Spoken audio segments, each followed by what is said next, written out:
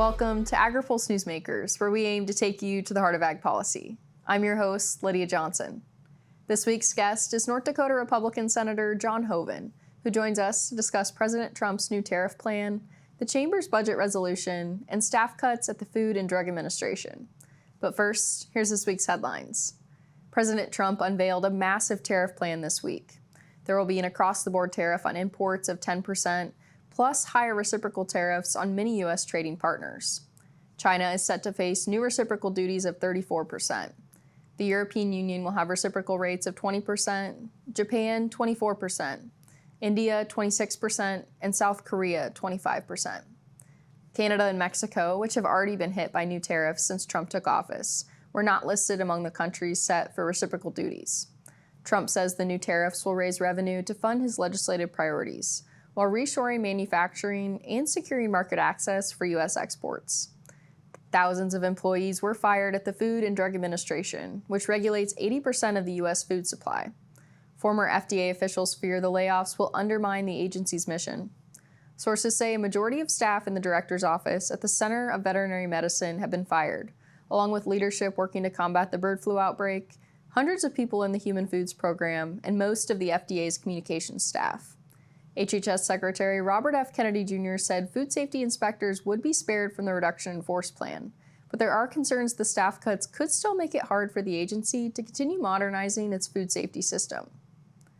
Senate Republicans released a new budget blueprint that delays critical fights over spending cuts and questions about Farm Bill programs. Chairs of the House and Senate Agriculture Committees met Wednesday to discuss ways to include parts of the Farm Bill in the budget reconciliation process. Senate Ag Chairman John Bozeman told Agri-Pulse they discussed how to include Farm Bill risk management tools in reconciliation, but did not reach a final conclusion. The resolution would instruct the House Agriculture Committee to cut at least $230 billion over 10 years, while the Senate Ag Committee would be required to cut as little as $1 billion. A compromise on those numbers is being put off for later. Savings from cuts to nutrition assistance could potentially be used to raise price loss coverage reference prices and to address other farm group priorities. House Democrats have been vocal that getting a farm bill done will be nearly impossible if Republicans pursue the $230 billion in cuts to SNAP. John Hoeven is a Republican senator from North Dakota. We asked him what effects Trump's tariff policy will have on American farmers. If you think about it, for as long as I can remember, our farmers have always said they want free but fair trade, a level playing field. How many times have you heard that? And really, that's what he's after. He's talking about reciprocity. So that idea of making sure other countries treat our exporters fairly is really the objective here. And there's really, for example, when I talked to Secretary of Commerce Howard Lutnick, he said, well, there's like three objectives with tariffs. The first is reciprocity, getting fair treatment for our exporters, whether it's manufacturers, producers, farmers, ranchers, whoever, getting fair treatment. That's what reciprocity is all about. But then also the others would be national security issues, like, again, stopping the flow of fentanyl into this country, or, for example, making sure that we have basic industries that we need for national security, things like steel or aluminum and other types of industries that are really important in terms of our national security and defense. And then the third is making sure that we're developing jobs and opportunities and growing our economic base here at home. Lawmakers are calling on the administration to exempt Canadian potash from tariffs. How much could we see this drive up the cost of fertilizer? Well, it's a 10% tax on, I think, energy and potash. Obviously, we need the potash. We don't produce enough here at home. Another example of we should be producing more potash at home. And I've been involved in a lot of different projects to develop fertilizer for our farmers here at home. Some of it comes all the way from Malaysia. So we're the last in the line to get it. You got all those transportation costs. And if anybody gets higher prices or is left without, it's us, because we're at the end of the supply chain. Making these changes does put challenges in front of our farmers and ranchers. They're on the front lines. And if you'll recall last time when we went through this with the first Trump administration, we put the MFP in place because the Chinese retaliated right away. And I've already talked to Secretary of Ag Brooke Rollins. We've already been talking about if there are things that we need to put in place to try to mitigate some of those impacts. We want to obviously we have been working to prepare to do it. Farmers are counting on getting payments to offset the impact of a trade war, but Ag Secretary Brooke Rollins has said it's too soon to really know the impact of that. When do you think farmers will begin to see that money? Well, remember right now, at the end of the year, we passed 33 billion in emergency assistance, and we also put provisions in there that they had to start getting that out first quarter. And to Secretary Rollins' credit, she's on it and she's doing it. Those applications have gone out. Now, we purposely set it up to follow an earlier program that we'd done, which is WHIP Plus, if you remember. And so we wanted that paradigm follow. We purposely put flexibility into that statutory language to make sure that, for a follow-on disaster, we'd be prepared to address it in a timely way. That's been one of the challenges, as you know, with farm assistance, is getting it out, not only in the right way, in an effective way, but in a timely way. And, how long do you think these payments, supportive payments to farmers, could be sustained politically if the effects of these tariffs go on for several years? I'm not going to speculate on that. I mean, obviously, I hope it doesn't go on for several years. If all I can do is tell you, look back at MFP. We did 2 rounds of MFP in the first go around in the first Trump administration. Got our farmers through Chinese retaliation, particularly soybeans, corn, some of those commodities that we ship directly to them in a very substantial way, and ended up with 50 billion in ag sales, an agreement for China to buy 50 billion of our ag products. And you saw the improvement in commodity prices as a result of that. We'll be back with more from Senator John Hoeven right after this. These are the farmers and ranchers who help build the America we depend on, and Farm Credit is here for them, supporting rural communities and agriculture with reliable, consistent credit and financial services. In good times and bad, we provide loans to farmers and ranchers, farmer-owned cooperatives, rural home buyers, agribusinesses, and rural infrastructure providers. We help agricultural producers feed the world. Learn more today. I think some of sustainability to farmers just comes second nature. If you asked a farmer, are you sustainable? They'd probably look at you maybe a little funny and say, I don't think I'm doing anything that special, but it really is just what they do. We're all farmers, and our goal is taking the best care of our land, our cattle, our natural resources. This is my sustainability story.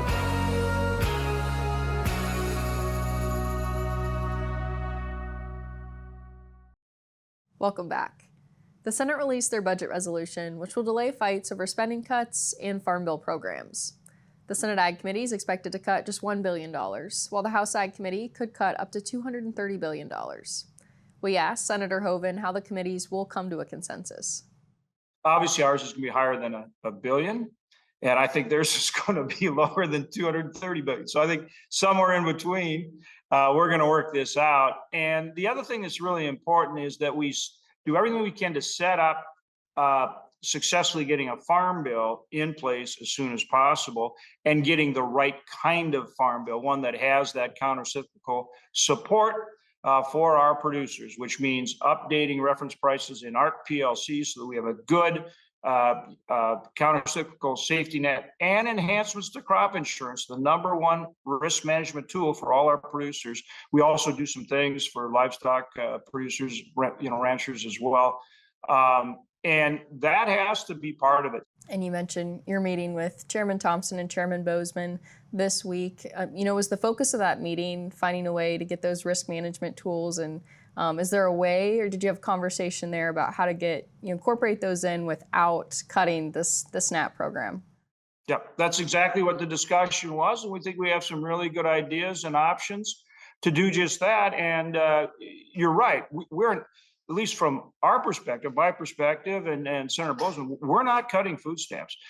We do want better accountability in there, a good work requirement that makes sense. That's good for everybody. I mean, that helps people, reach, self-fulfillment. So we make sure folks that need help get that help, but ultimately they're better off, if they can work and provide for themselves and their families. That's the American way. That's just good common sense that everybody should embrace. Democrats have cautioned that rolling these measures into reconciliation will make it challenging to pass a farm bill later on and dramatically change the typical, bipartisan nature of the farm bill. What are your thoughts on that rhetoric? The farm bill does need to be bipartisan, and so what we're trying to do is, help create the opportunity to pass a farm bill and make it bipartisan, to actually, I think, cover bases that will help us get Democrat support and ultimately get a bipartisan farm bill. I wanted to also get your thoughts on the reduction in force at the FDA. There were over 10,000 staff cut this week, including those from the Center of Veterinary Medicine, bird flu researchers, and a lot of the agency's communications staff. As chair of the Appropriations Committee that oversees the FDA, can you confirm these cuts, and can you explain why such dramatic cuts were needed at the agency? Okay, so whether you're talking FDA, and you're right, we're directly involved there because, we fund them through Agri-Pulse, which I chair. But whether it's FDA, USDA, you name it, this is a process. And I think folks have to understand that's very important because, DOJ has identified various waste, fraud, and abuse and savings and so forth. And clearly we had situations where folks were on the payroll and they weren't even coming into work and all those kinds of things. We have issues of productivity where, you're using outdated systems and all kinds of things that drive up cost and actually detract from good service to the American citizens. So it's really about updating all those things, and it's a process. I mean, as these things are identified by DOJ or whomever, GSA, you name it, then the cabinet secretaries have to go to work and say, because they have the final call. President Trump made very clear that the cabinet secretaries have the final call on, who goes and who stays and how you need to structure these agencies to not only find savings, but give good service to the American citizens. It's both. An example of leadership of some of the secretaries, HHS Secretary Robert F. Kennedy Jr. has said that food safety inspectors would be spared from the reduction in force plan. How confident are you that the agency still has the necessary people and resources in place to protect the nation's food supply? I don't know.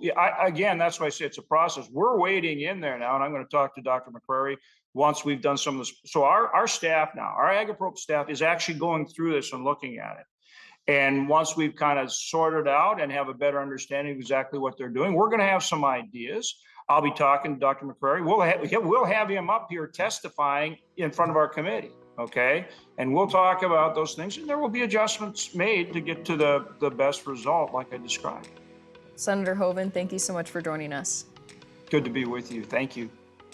We'll be right back with more of our panel discussion. But first, Andrew Huneke takes a look at how ag imports impact American jobs in this week's Ag by the Numbers.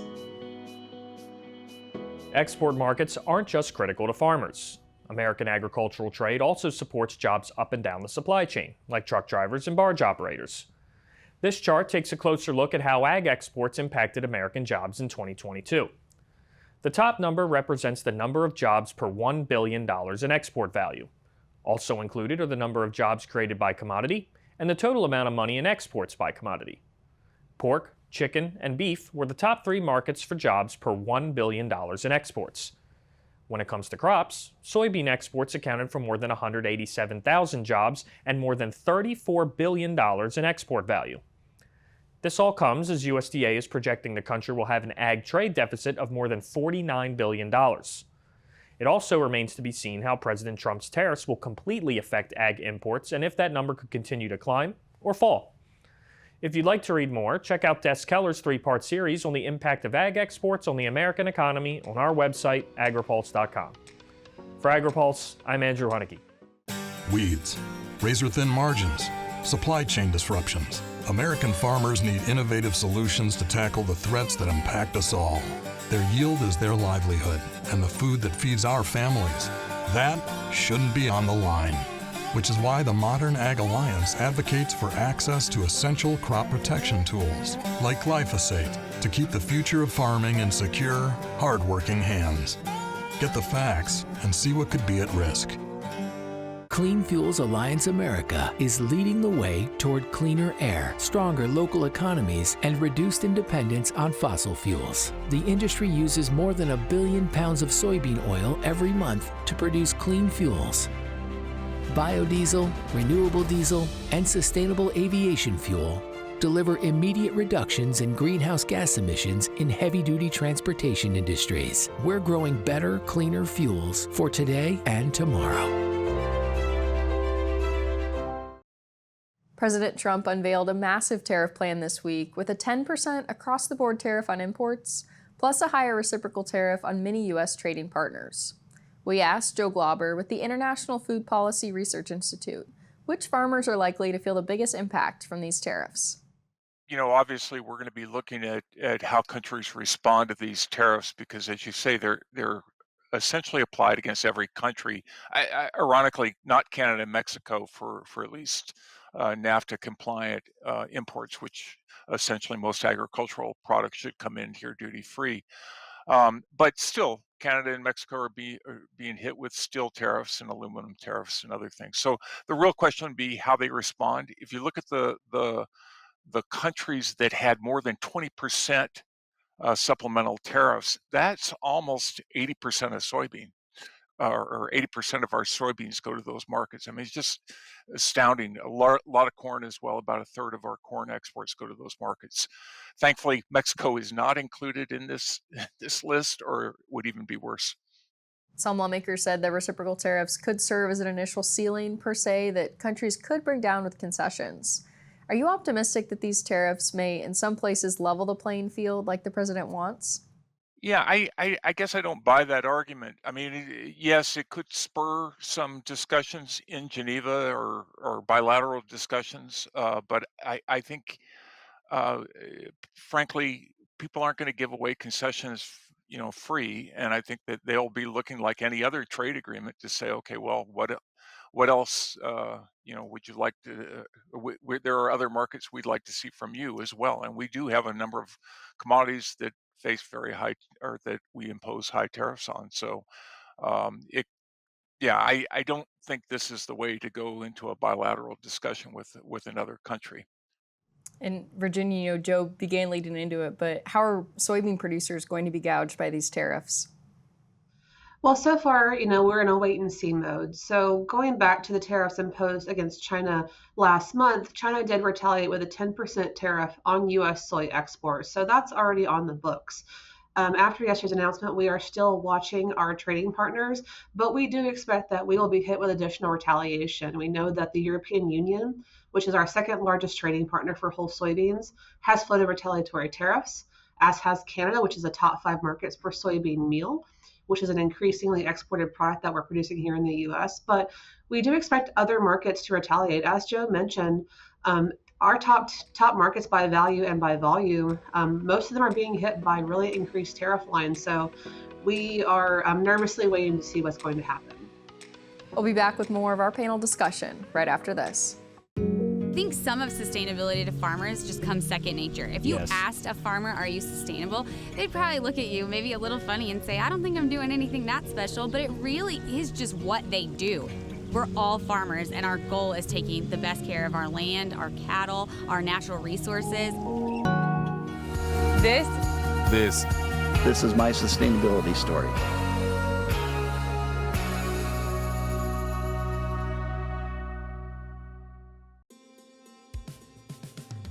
It's not as simple just to wake up one day and go, I want to be a conservation farmer. You're changing how your farming practice is done. You're changing your operation. Farm Credit supported John and Kelly Watley as they shifted to more sustainable farming, improving the environment where they farm and live.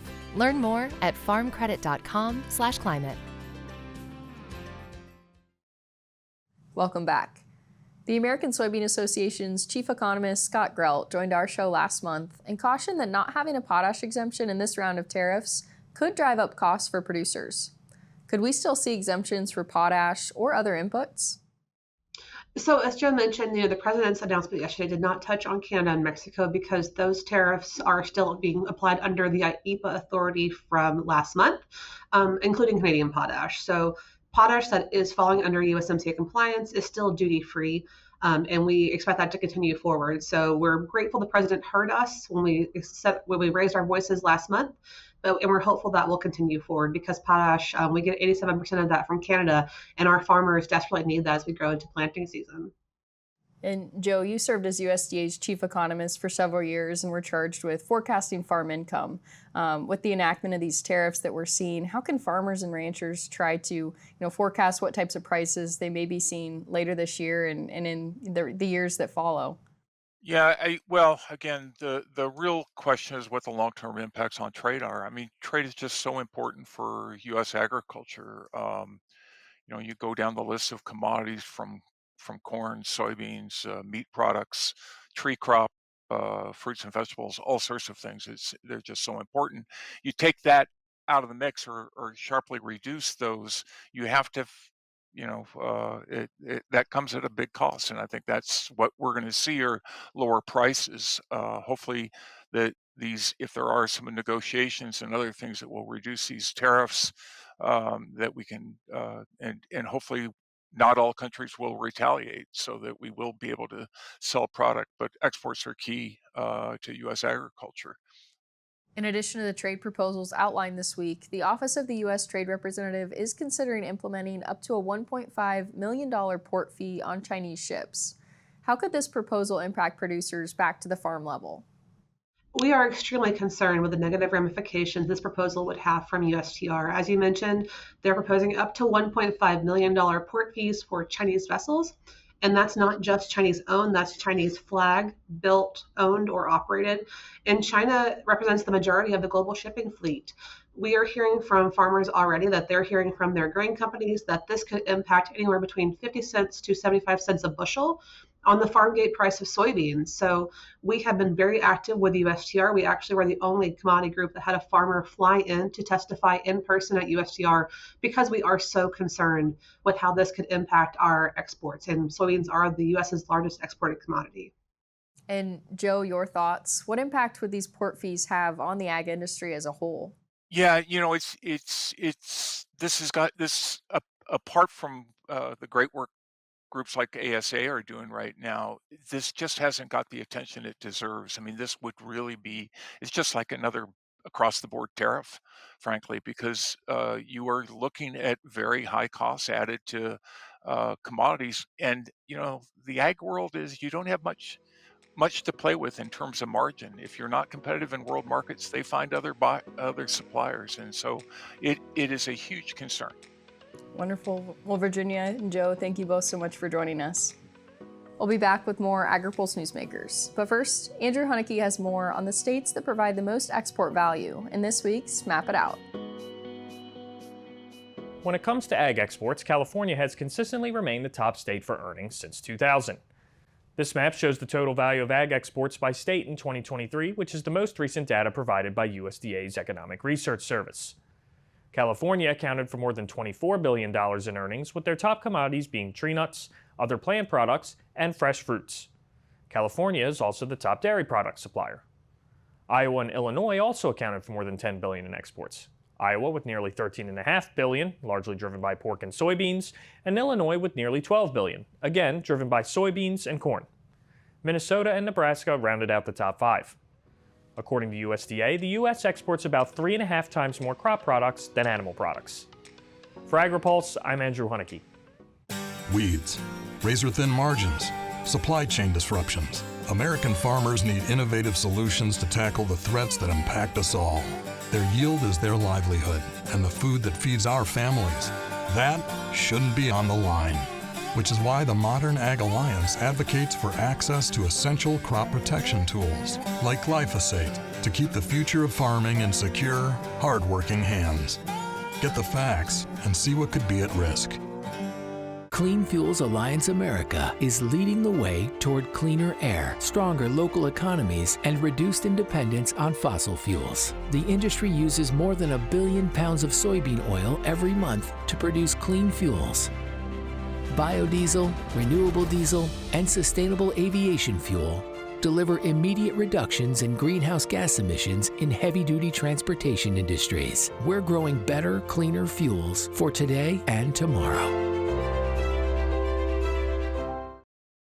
Thanks for joining us for another episode of Agri-Pulse Newsmakers.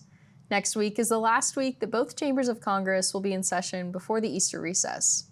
The Senate Ag Committee will hold a confirmation hearing Tuesday for nominees to be Deputy Secretary and General Counsel at USDA. The full House Ag Committee is holding a hearing Tuesday to discuss expanding work opportunities through SNAP. Plus, the next Consumer Price Index and World Agricultural Supply and Demand Estimates report will be released Wednesday. Check our website for the latest on all of this and more. For Agri-Pulse, I'm Lydia Johnson. Thanks for watching. Newsmakers is a production of Agri-Pulse Communications. You can also find our new content on YouTube and wherever you get your podcasts. And don't forget to follow Agri-Pulse and our correspondents on social media to get breaking news and more. For agriculture, trade, food, environment, and regulatory news, your source is agripulse.com.